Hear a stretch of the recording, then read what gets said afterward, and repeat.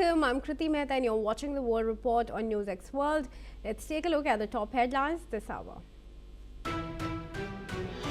At least 500 killed in Iran protests as per a US rights group. Meanwhile, Tehran threatens to target US military. Israel says it's on high alert. US President Donald Trump says the US military is reviewing very strong options on Iran. He added Iran sought negotiations but warned action could precede talks. Days after capture of Venezuelan President Nicolas Maduro, US President Donald Trump calls himself acting president of Venezuela. Weeks after his capture by Donald Trump, Maduro loyalists rally in Caracas as interim government moves to revive ties with Washington. Cuba rejects Trump's ultimatum, stressing sovereignty and vowing to defend the country. Trump warned the island to make a deal or lose all Venezuelan oil and financial support. US federal prosecutors open a criminal investigation into Fed Chair Jerome Powell and Fed's $2.5 billion renovation of its Washington headquarters. US Homeland Security Secretary will send hundreds more officers to Minnesota after protests erupted over an ICE agent's fatal shooting. Secretary Kristen Noem says deployments protect federal agents as nationwide rallies continue. German Chancellor Friedrich Merz arrived in India for his first official visit, landing early this morning at Ahmedabad's Sardar Patel International Airport.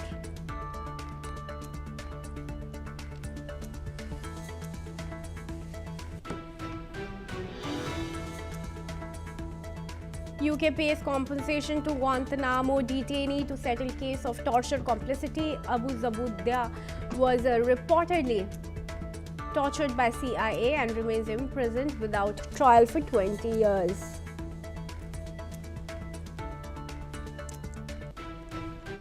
Alright viewers, we're going to start with news now coming in from Iran, where the ambassador to India has dismissed reports claiming Iranian police had arrested Indian nationals as fake and urged the public to rely on credible sources of information.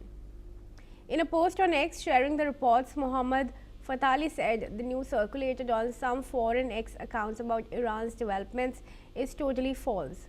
This comes as it was earlier reported that Iran had detained a group of 16 foreign nationals, 10 Afghans and 6 Indians, along with Iranian nationals amid widespread protests. Joining me in this discussion now is Peter Baum, editor at the Weekly Blitz. Joins us from London. Peter, thank you very much. Well, this is only... My pleasure. It's only one report of a fake arrest that has come out, but what we know for sure is that there is a crackdown on demonstrators and these protesters have wanted a regime change for years now. Do you think there's any way that Khomeini will be able to meet the demands of the protesters as far as the economy is concerned and the system overhaul is concerned? No, I don't. The Iranian economy is in such dire straits and will continue to spiral on a downward trajectory quite quickly because there are other factors that are exacerbating the economic situation. We have spoken many times on this channel about the way that the Iranian economy has been mismanaged, but now climate change is having a huge impact on the lack of water in Iran, which most of the water resources go towards agricultural production to encourage self-sufficiency. And unfortunately, Iran is now a net importer of foods, whereas it was at one time an exporter. The Iranian currency being worthless means that Iran cannot afford to pay for goods coming into the country which the people need in order to feed themselves. People living in blocks of flats all around Iran, unless you're living on the ground or first floor, are unable to get water pressure, to bathe, to go to the toilet, to cook. So I believe that these factors alone will ensure that the economic situation, which is what many people are suggesting triggered the riots, will continue. All right. So, Peter, I'm sorry, I'll have to interrupt you there. There's some live news that's coming in. U.S. Ambassador to India, Sergey Gore, is taking charge and he's giving a live address. Let's hear that, viewers.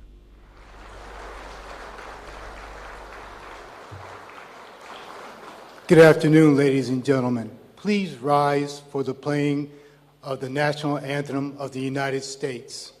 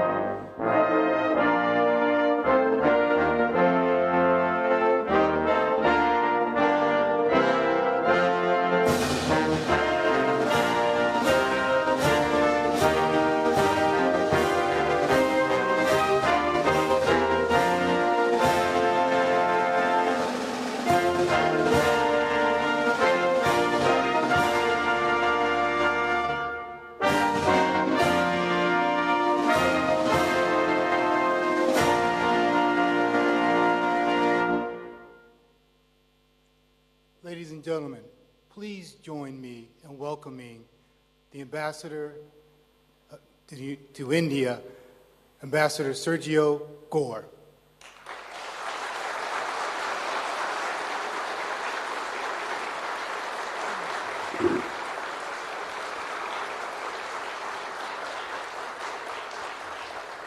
Good morning, Mission India.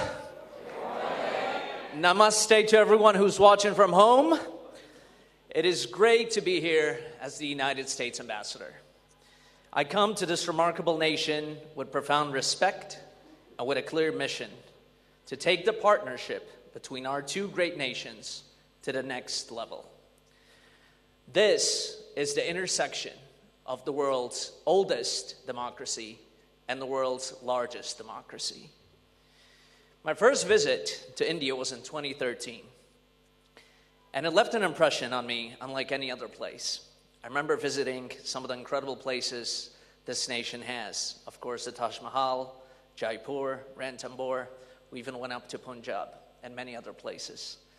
The friendly people, the colors, the incredible history, the innovation, and the spirit that I met on that trip over a decade ago, I've never forgotten, and I've always wanted to come back. And what an incredible way to be back in this incredible nation as your next U.S. ambassador.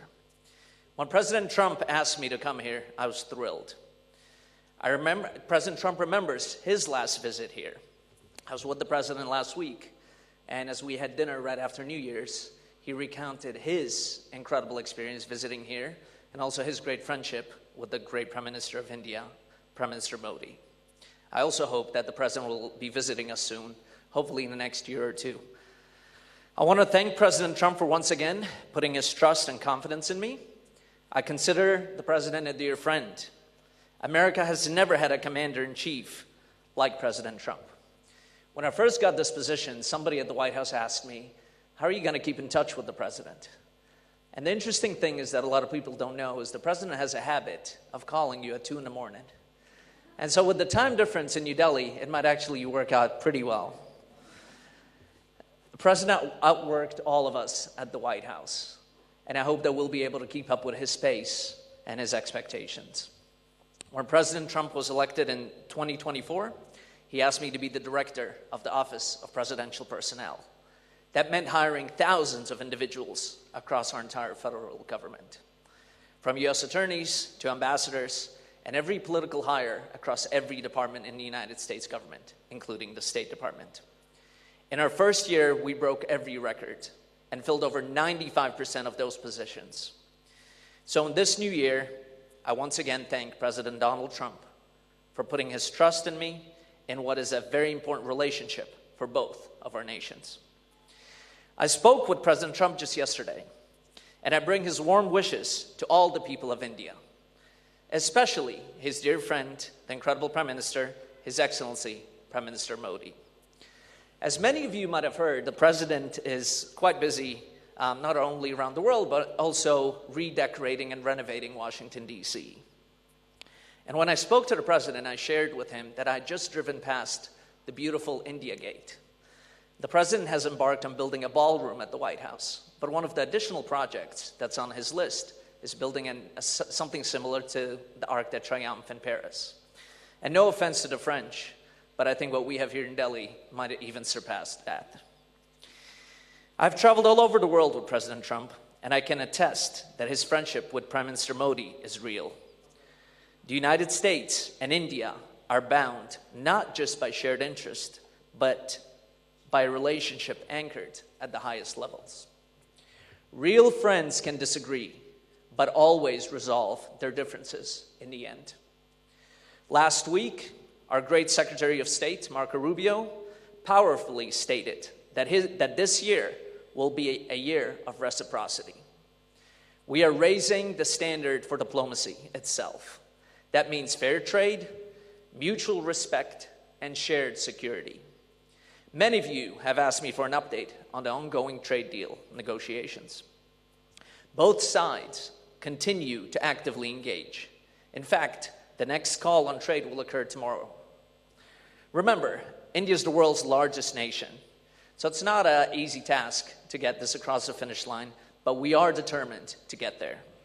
And while trade is very important for our relationship, we will continue to work closely together on other very important areas, such as security, counterterrorism, energy, technology, education, and health. I also want to share with you today a new initiative that the United States launched just last month called Pax Silica. Pax Silica is a US-led strategic initiative to build a secure, prosperous, and innovation-driven silicon supply chain, from critical minerals and energy inputs to advanced manufacturing, semiconductors, AI development, and logistics. Nations that joined last month include Japan, South Korea, the United Kingdom, and Israel. Today, I'm pleased to announce that India will be invited to join this group of nations as a full member next month.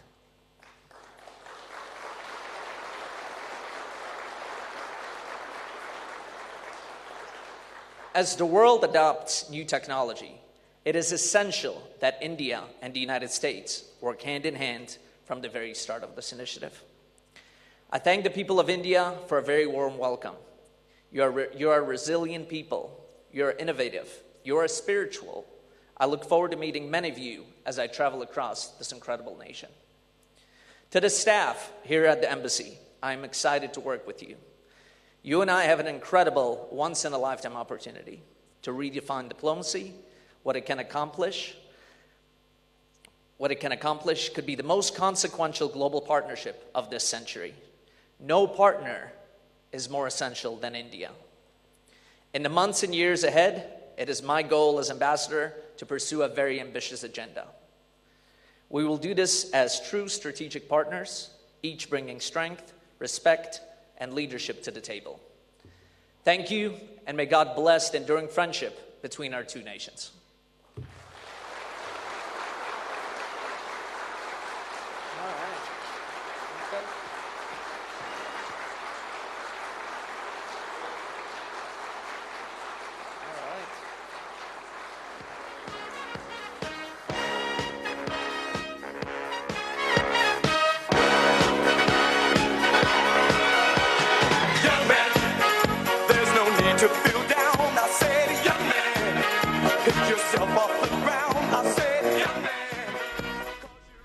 viewers, that was US Ambassador to India, Sergio Gore, who's now taken charge.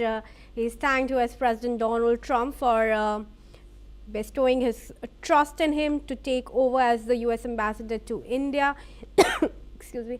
He's also said that he was thrilled when President Donald Trump asked him to go to India. Some important statements also made by Gore during this address. He says both nations are actively working on trade deal and the next talks are to be held tomorrow, stressing on the relationship and the importance of good relationship between both countries. Gore has also said no partner is more important than India for the US. He's also stressed on some important areas of engagement between the two nations that include security, counterterrorism, semiconductors, AI development, energy, and more. Some other crucial statements include, he says, real friends can disagree but resolve. This was on the question of trade. He's also said India and US are in fact raising standards for diplomacy. All right, with that, we're now going to proceed. And now, several US lawmakers from both parties are expressing doubts about military action against Iran as President Donald Trump keeps the option of intervention on the table amid widespread protests inside the country. Republican and Democratic senators warn that a strike could backfire by rallying Iranians around their government rather than weakening it. They say past US interventions in Iran offer a cautionary lesson. The comments come ahead of briefings expected this week for Trump on possible options, including cyber operations and military action. Meanwhile, some lawmakers are calling for a tougher line as Iran warns it would target US bases if attacked, and opposition figures signal readiness for political change.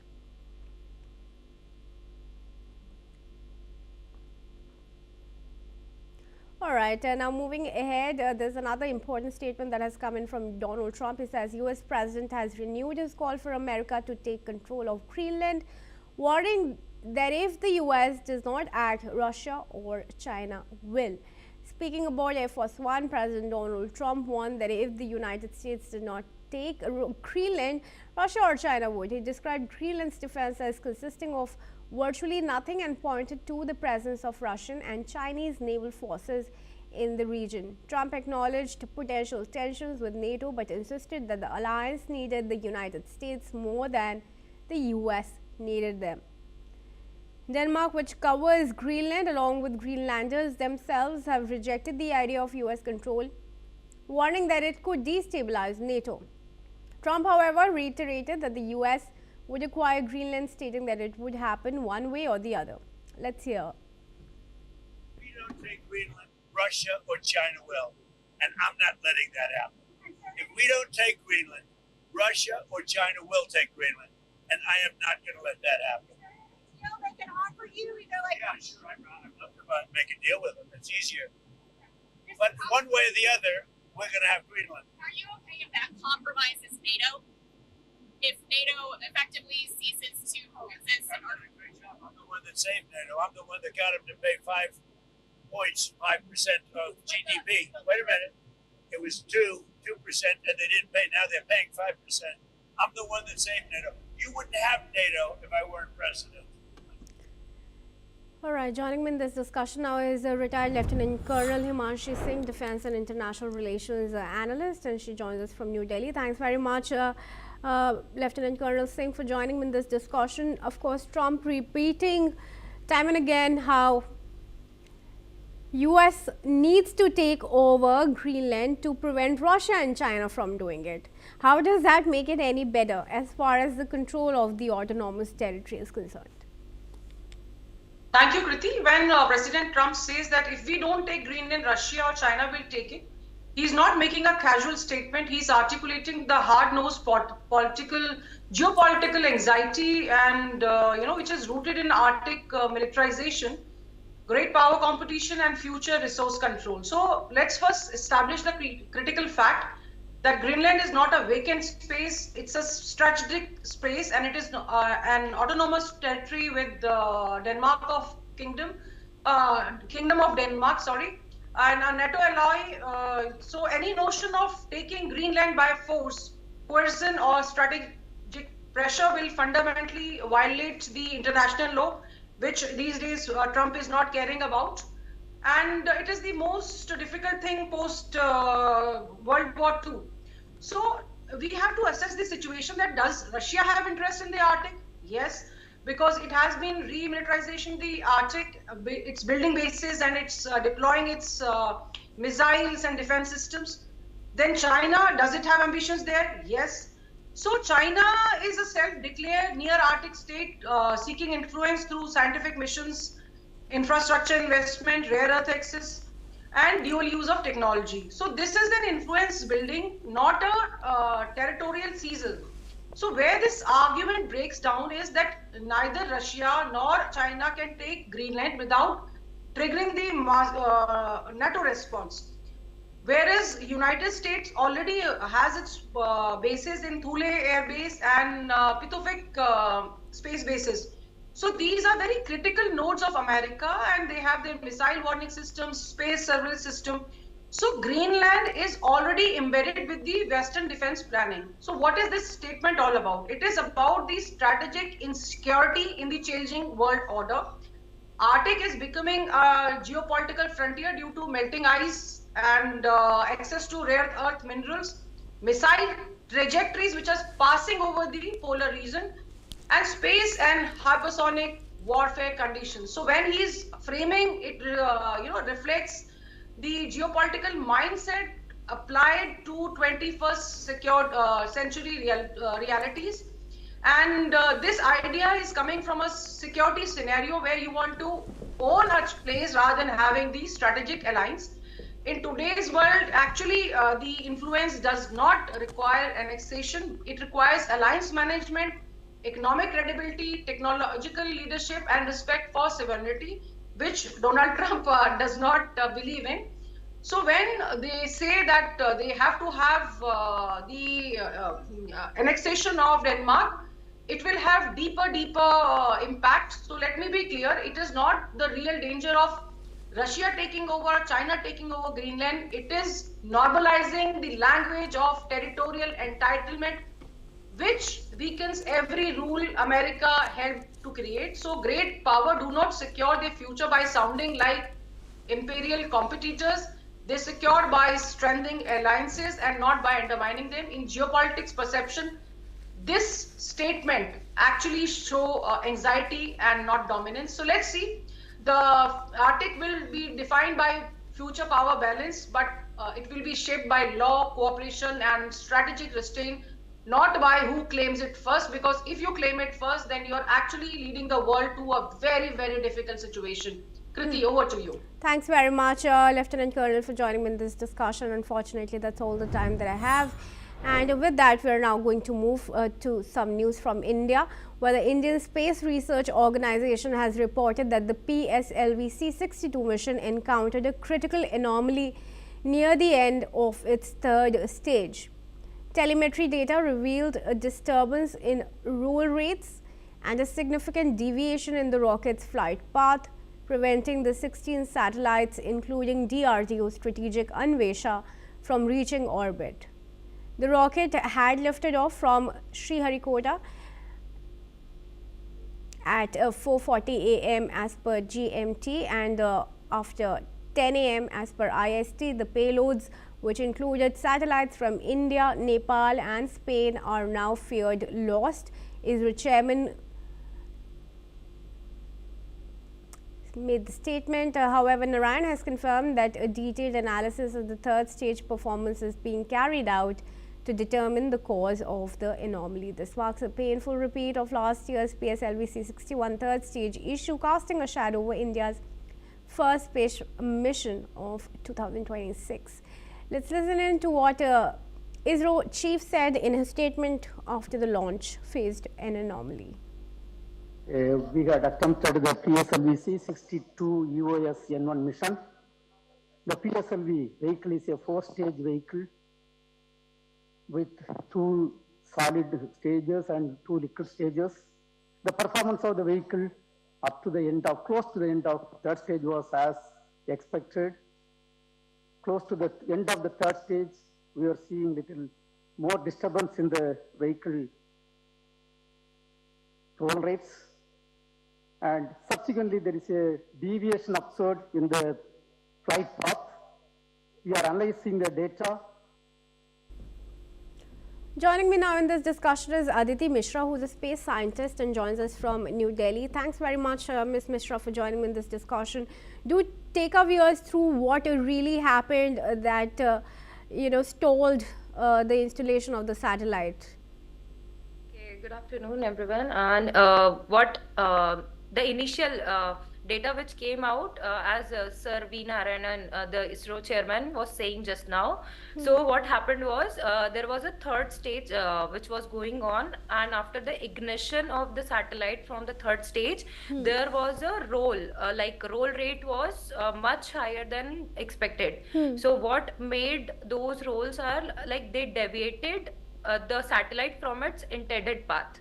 Now after the deviation, there was a continuous disturbance which were coming out because of that roll rates, right? That spin off which the satellite was having, and this actually created an initial chamber disturbance. So you know there is a chamber in every satellite and payloads, right? So there was a drop at the chamber pressure which created the disturbance during the spin off of the satellite from the ignition phase of third stage, right? And due to this chamber pressure drop, the satellite deviated from its intended path, and suddenly we were not getting the desired results. So this is the initial analysis which I am aware about, but the official confirmation will be coming out from ISRO only.